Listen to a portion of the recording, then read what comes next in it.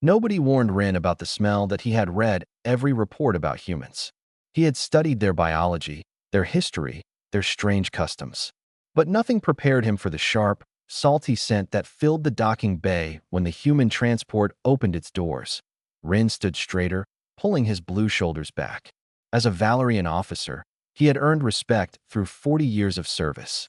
His species was known throughout the galaxy for tactical brilliance. They had won 100 wars through careful planning and superior strategy. None of that mattered now.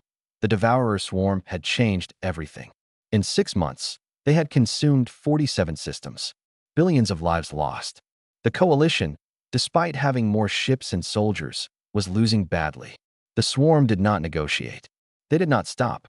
They simply ate everything in their path, and now Earth had joined the war. Rin watched the humans march down the ramp.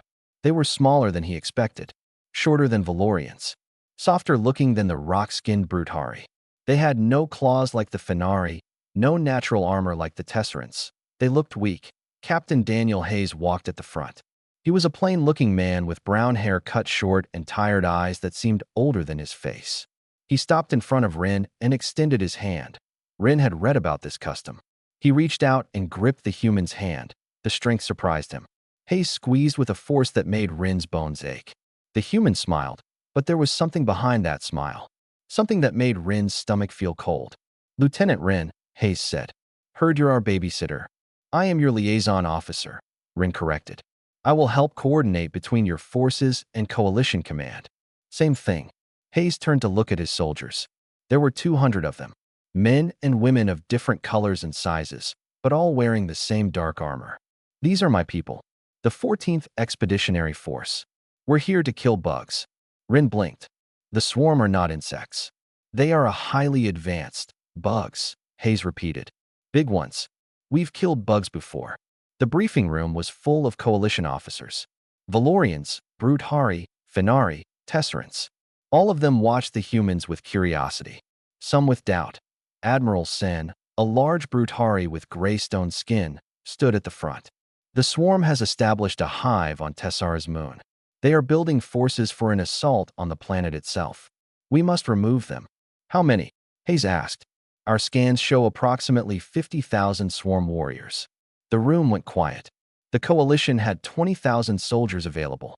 Even with human reinforcements, they would be badly outnumbered. "We will use standard doctrine," Admiral Sen continued. "Establish defensive positions. Draw them out. Use our superior firepower to—" "That won't work," Hayes interrupted. Every eye turned to him. Admiral Sen's stone face cracked with anger. "Human, you have been in this war for 3 weeks. You will not tell me. Your standard doctrine has lost you 47 systems." Hayes stood up. "The swarm doesn't care about your defensive positions. They don't get scared of your firepower. They just keep coming until you're dead." "Then what do you suggest?" Hayes smiled that strange smile again. "We attack. Fast and hard. We hit them before they're ready. We burn their hives and kill their queens. We make them afraid of us." "The swarm does not feel fear," Admiral Sen said. "Everything feels fear," Hayes replied. "You just have to find the right way to teach it." Later that night, Rin found Hayes alone in the observation deck. The human was staring out at the stars, a small glass of brown liquid in his hand. "You do not seem worried," Rin said. "I'm always worried." Hayes took a drink. "That's how you stay alive. Your plan is dangerous. Many will die. Many are already dying. Every day we wait, the swarm gets stronger." Hayes turned to look at Rin. "You've never fought with humans before, have you?" "No." "Then let me tell you something." Hayes finished his drink. "We're not the strongest species. We're not the fastest.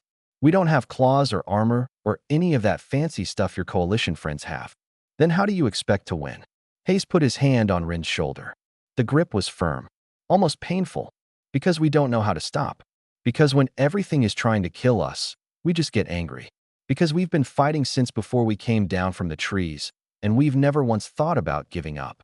He walked toward the door, then stopped. "Get some sleep, Lieutenant. Tomorrow we go to war. And I promise you this." He looked back with those tired, ancient eyes. "You've never seen anything like what's coming." Rin stood alone in the observation deck for a long time that he had read every report about humans. But standing there in the darkness, watching the moon where thousands of swarm warriors waited, he realized something terrible. The reports had not prepared him at all. The drop pod hit the moon's surface like a fist punching through glass. Rin felt his teeth rattle. The impact threw him against his restraints hard enough to leave bruises. Around him, the human soldiers were already moving, releasing their straps, checking their weapons. They were smiling. Rin had seen warriors prepare for battle before. He had seen Valorians meditate, centering their minds. He had seen Brutari pray to their stone gods.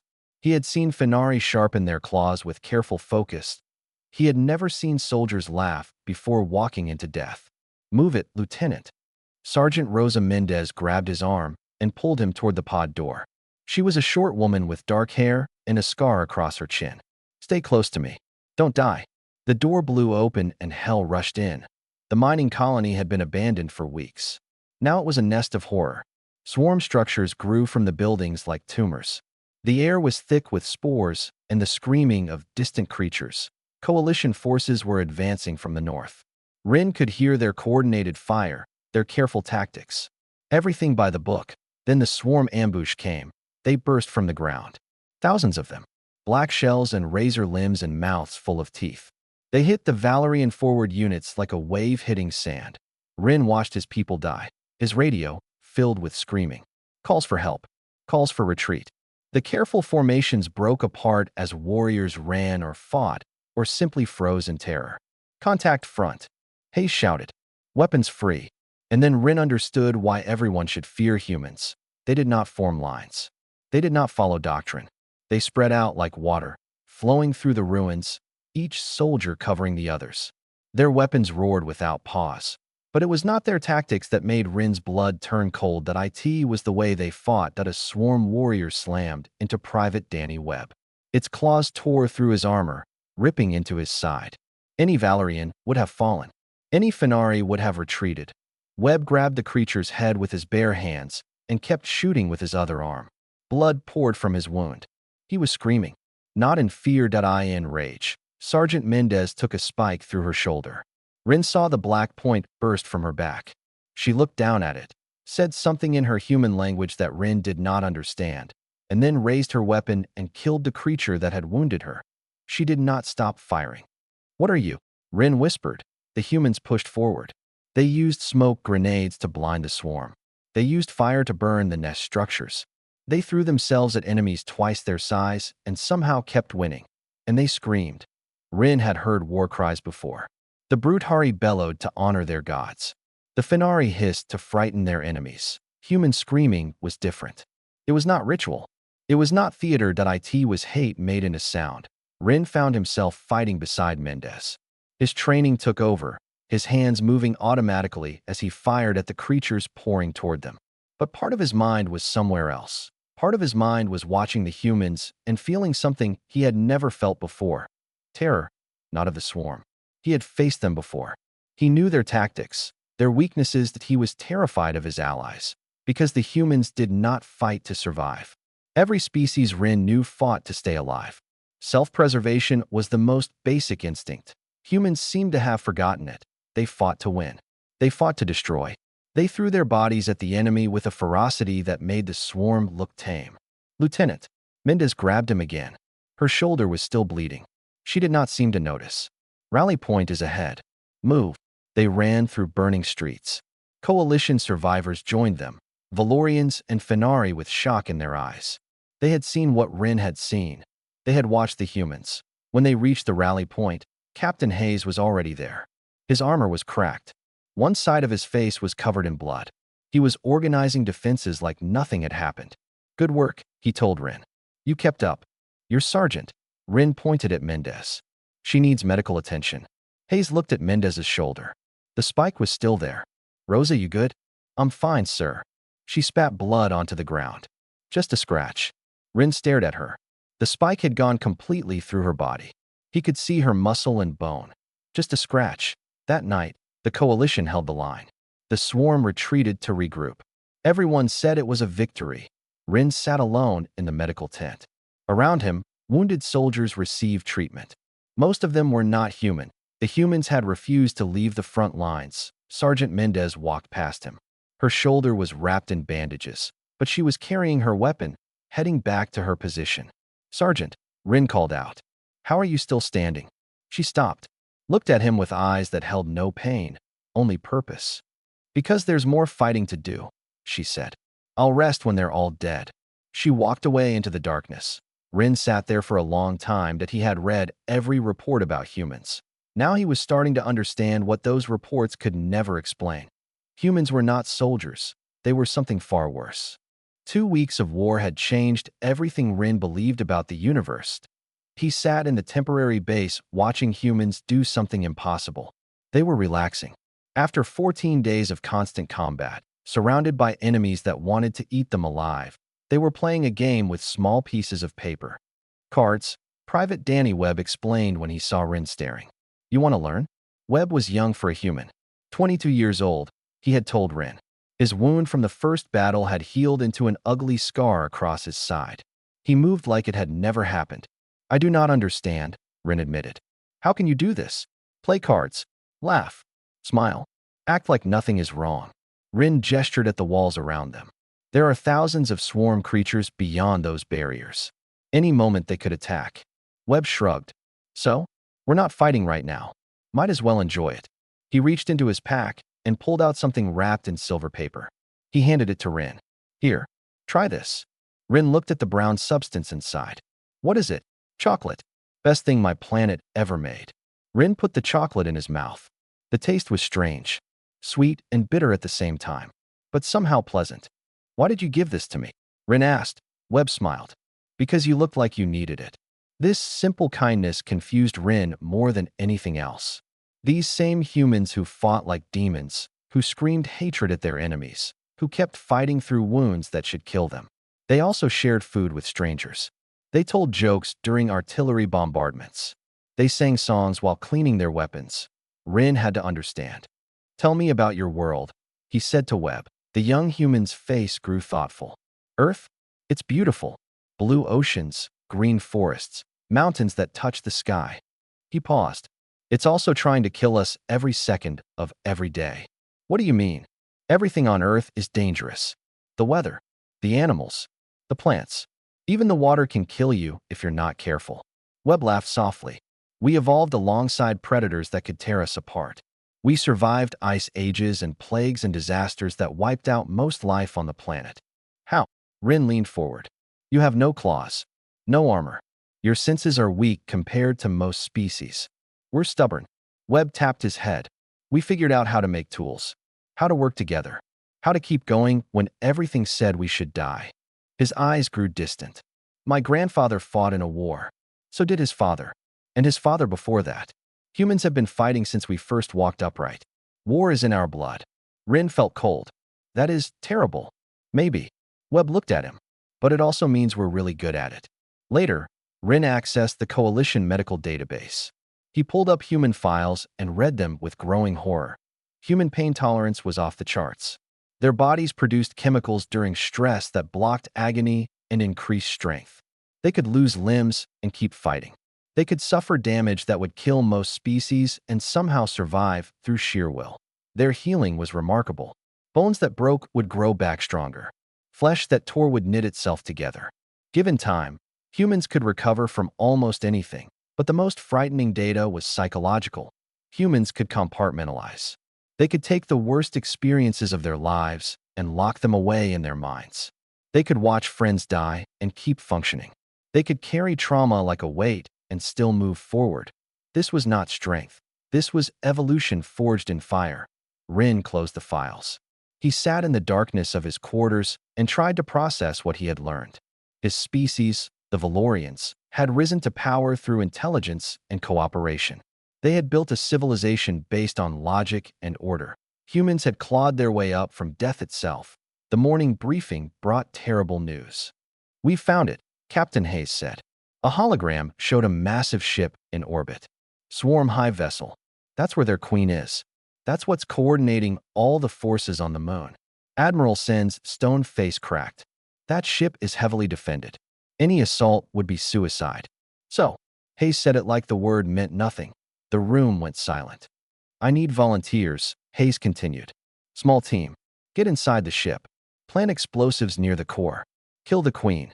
The chances of survival, Admiral Sen began, are bad. I know. Hayes looked around the room. I'm not asking coalition soldiers. This is a human mission. Every human in the room stood up.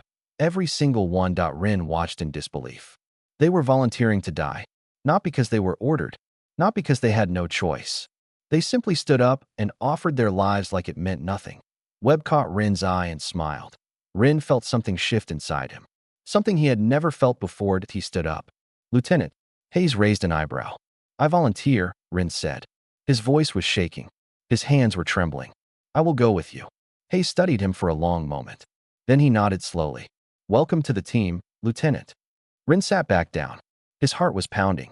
His mind was screaming at him. He was terrified, but he had learned something from watching humans. Sometimes fear was not a reason to stop. Sometimes it was just the beginning. The Hive ship was alive. Rin felt at the moment their boarding craft punched through the outer membrane. The walls were not metal. They were flesh. Dark, pulsing flesh that seemed to breathe around them. The smell was worse than anything he had ever known. 40 humans. 12 coalition volunteers. That was all they had. 52 soldiers against a ship holding thousands of swarm warriors. Captain Hayes gave hand signals. No talking. Sound would bring death. They moved through corridors that twisted like intestines. The floor was soft under their feet. Strange liquids dripped from above. Rin tried not to think about what any of it was. The first Valerian broke after 20 minutes. Lieutenant Koss simply stopped walking. He stood in the middle of the corridor, staring at nothing. His mouth was open. No sound came out, but Rin could see the scream in his eyes. Shell shock, Webb whispered. Seen it before. A human soldier, Corporal Ana Reyes, grabbed Koss and pulled him forward. She was half his size, but she moved him like he weighed nothing. Her face showed no judgment, only purpose. They kept moving. The swarm found them at the third junction. Warriors poured from openings in the walls. Dozens of them. Black shells clicking. Blades ready to kill. The humans did not hesitate. Rin had seen them fight before. He thought he understood. He was wrong. In the open air of the moon, there had been room to move. Here, in these tight corridors, the battle was close. Personal. Brutal. Hayes killed 2 warriors with his bare hands when his weapon jammed. He punched through their shells with armored fists, then grabbed a third and used it as a shield against the others. Mendez, her shoulders still healing, fired with one arm, while pulling a wounded Fenari to safety with the other. Webb fought beside Rin. The young human was everywhere at once, shooting, dodging, helping his allies. He took a claw across his chest and did not even slow down. Rin fired his weapon until it was empty. He picked up a dead warrior's blade and kept fighting. He did not know where the courage came from. He just knew he could not stop. They won. They always won. But victory had a price. 6 coalition soldiers were dead. 2 humans had fallen. The rest were wounded in ways that made Rin sick to look at. Nobody stopped. Core is ahead, Hayes said. His voice was calm.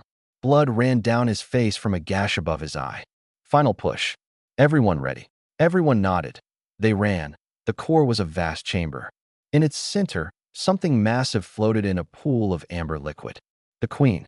A bloated creature with 1,000 eyes and a mouth that never stopped moving. Around her, hundreds of warriors waited. Webb, Hayes said. You and Rin get the bomb in position. We'll hold them off. Sir, Webb started. That's an order, Private. Webb looked at Rin. Something passed between them. An understanding. A farewell. Yes, sir. The humans charged. Rin ran with Webb toward the queen's chamber while the world exploded behind them. He could hear gunfire. Screams. The terrible sound of blades meeting flesh. He did not look back. The bomb was heavy. It took both of them to carry it. They placed it at the base of the queen's pool, and Webb began arming it. The warrior burst from the shadows. It moved faster than Rin could react. Its blade drove toward Webb's back. Rin did not think. He threw himself forward. His body hit Webb's, pushing him aside. But Webb had already turned. The blade meant for his back went through his chest instead. Webb looked down at the spikes sticking from his body. He looked up at Rin, and he smiled. Finish it, he said. Blood bubbled on his lips. Tell my mom I did good. He raised his weapon with shaking hands and killed the warrior that had stabbed him. Then his legs gave out. Rin caught him, held him, watched the light fade from those young human eyes. Webb, Rin whispered. Danny. But Danny Webb was gone. 3 seconds. That was how long the humans mourned. Rin felt a hand on his shoulder. Hayes stood there, covered in wounds, half his soldiers dead behind him. "We have to go," Hayes said. His voice cracked. Just slightly. Just enough to show he felt it too. "The bomb is armed. We have 4 minutes." "But now, Lieutenant." They ran. The extraction point was gone, blocked by collapsed corridors and swarming enemies. Hayes stopped, looked at his remaining soldiers, made a decision. "Coalition members," he said. "There's an emergency hatch 2 corridors back. It leads to escape pods. Go." "What about you?" Rin demanded. Hayes smiled. That same tired smile from the first day. "Somebody has to hold the line. I am not leaving." "That's an order." "I do not take orders from you." Hayes stared at Rin for a long moment. Then he laughed. It was the most human sound Rin had ever heard. "All right then," Hayes said. "Welcome to the end." They formed a circle in the corridor. 15 humans. 1 Valerian. Behind them, the bomb counted down. The swarm came, and they held. They were going to die. Rin knew this. Every calculation said so. Every logical thought confirmed it. The humans knew it too, and they were singing. Rin did not recognize the song. It was old, Hayes had said. From a war on Earth, centuries ago. The words spoke of home and love and never giving up. The swarm kept coming. Wave after wave. The corridor was choked with their bodies. The humans kept singing. Mendez stood at the front. Her wounded shoulder had torn open again. Blood soaked her entire arm. She fired with her good hand, her voice rising above the chaos. "Sergeant," Rin shouted. "Fall back. No retreat," she screamed. Her face was wild, beautiful in a terrible way. Not one step back. A warrior broke through the line. Its blade caught Mendez across the stomach. She fell to her knees, still firing. "Rosa." Hayes ran forward. "Stay back, Captain."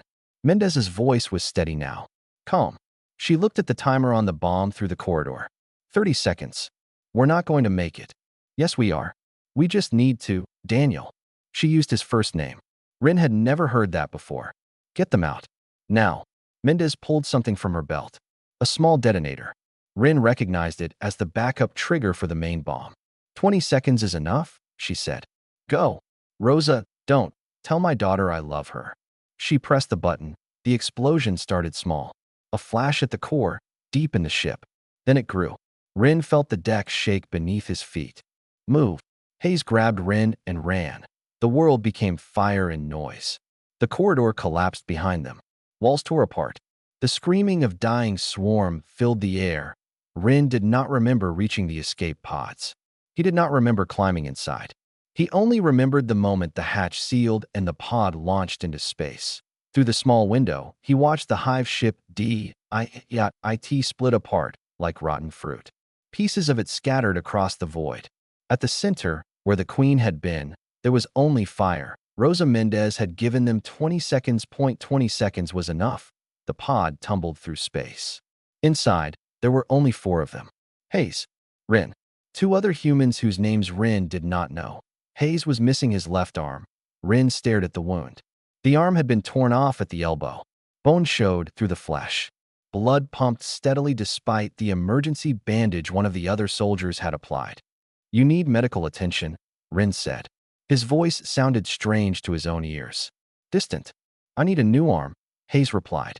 "Medical attention can wait." He was making a joke. His arm was gone, and he was making a joke. The pod's navigation system beeped. Warning lights flashed.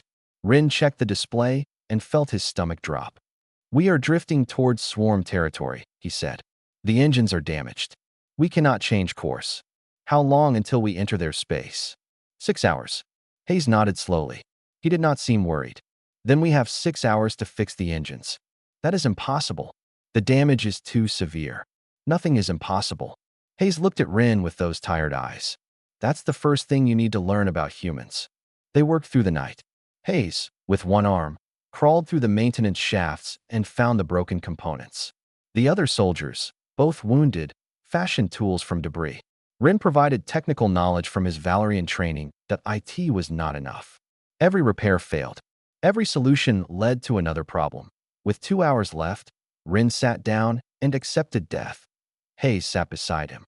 "You're giving up," Hayes said. "I am being realistic." "Same thing." Hayes reached into his pocket and pulled out a small photograph. A woman and a young girl smiled at the camera. My wife and daughter, Sophie and Lily. They're back on Earth, waiting for me. I am sorry, Rin said, that you will not see them again. I didn't say that. The engines cannot be repaired. Then we won't repair them. Hayes stood up. We'll build new ones. From what? Hayes smiled. From everything we have. Rin did not understand at first. Then he saw what Hayes meant. They stripped the pod. Everything that was not essential went into the rebuild. Walls, seats, storage containers. They tore apart their own shelter to build an engine that might work. It was insane. It was human. With 30 minutes left, Hayes activated the new engine. The pod shuddered. Warning lights screamed. For one terrible moment, nothing happened. Then they moved, slowly at first. Then faster. The pod turned away from swarm space, limping toward coalition territory. Rin stared at Hayes. How did you know that would work? I didn't. Hayes leaned back against the wall. His face was pale from blood loss. His body was failing, but his eyes still burned with something Rin was beginning to recognize: defiance. Pure, stubborn defiance. Humans have a saying, Hayes said quietly. It's not over until it's over. And even then, we tend to argue. Rin laughed. He could not help it. The sound surprised him. Hayes grinned. There you go, Lieutenant. You're learning. The rescue ship found them 4 hours later.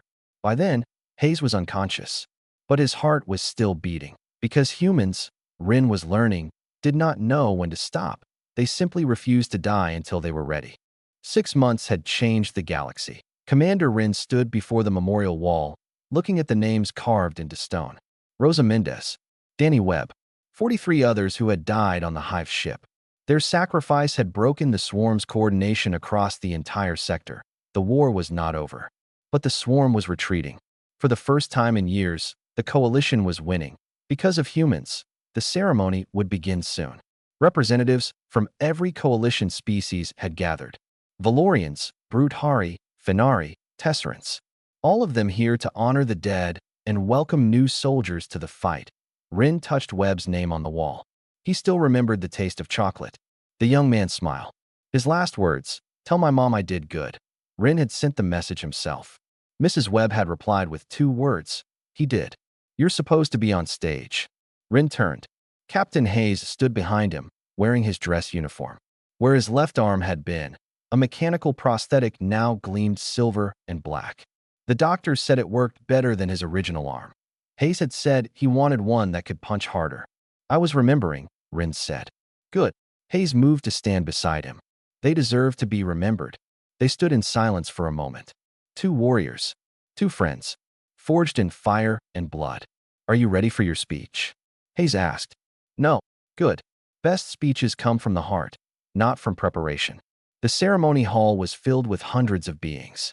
New coalition recruits sat in the front rows, their eyes wide with nervous energy. They came from a dozen worlds. They had joined because they heard what happened on Tessara's moon. They wanted to fight beside humans. Rin walked to the podium. His legs felt weak. His heart pounded in his chest. Public speaking had never been his strength, but he had promised to tell the truth. And the truth deserved to be heard. 6 months ago, Rin began, I was assigned to work with the human military. I had read every report about them. I thought I understood what they were. He paused, looked at the faces watching him. I was wrong. Standing with humans in war is pure terror. He let the words hang in the air. Not because humans are cruel. Not because they are mindless. Not because they enjoy killing. It is terror because they will not stop. No matter how bad things get. No matter how impossible the odds. No matter how many of them fall. They keep fighting. I watched a woman take a blade through her body and keep shooting. I watched a young man die protecting me, and his last thought was hoping his mother would be proud. I watched soldiers sing while death surrounded them. Humans evolved on a world that tried to kill them every day. They survived ice ages and plagues and wars that would have ended any other species. They carry this history in their blood. It made them into something the galaxy has never seen before. They feel fear. They feel pain. They feel grief. But they do not let these things stop them. They use them as fuel. They turn their terror into strength. Rin's voice grew stronger now. He felt the words rising from somewhere deep inside him. If you stand with humans in war, they will drag you into hell itself. They will expect you to keep fighting when every part of you wants to run. They will make you believe victory is possible when all logic says otherwise. They will die for you before they even learn your name. And they will make you want to be worthy of that sacrifice. I have seen the worst of war. I have lost friends. I have been wounded. I have felt despair so deep I wanted to give up. But I have also seen humans at their finest. I have seen them share food with strangers, tell jokes in the darkest moments, risk everything to save people they just met. This is what makes them terrifying. They are not monsters. They are people who have simply decided that giving up is not an option. Rin looked at Hayes, who stood at the back of the room with his silver arm gleaming. So yes, standing with humans in war is pure terror. It is the most frightening thing I have ever done.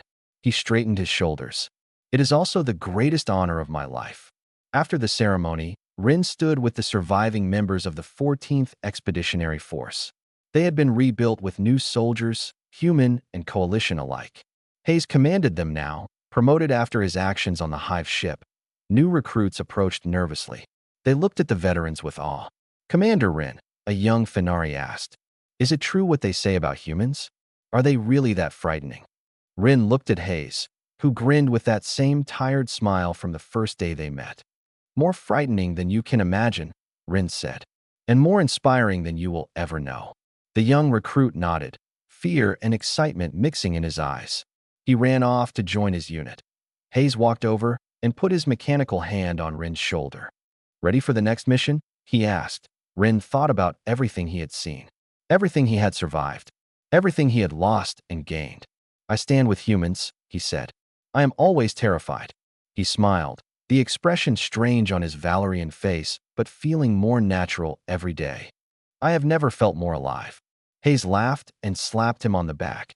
Together, they walked toward the transport ship where their soldiers waited. Behind them, the memorial wall gleamed in the light. The names of the dead watched over them. And somewhere, Rin knew, Rosa Mendez and Danny Webb were smiling too. The war continued. The terror remained. But as long as there were humans to stand beside, Rin knew one thing with absolute certainty. They would never stop fighting, and neither would he.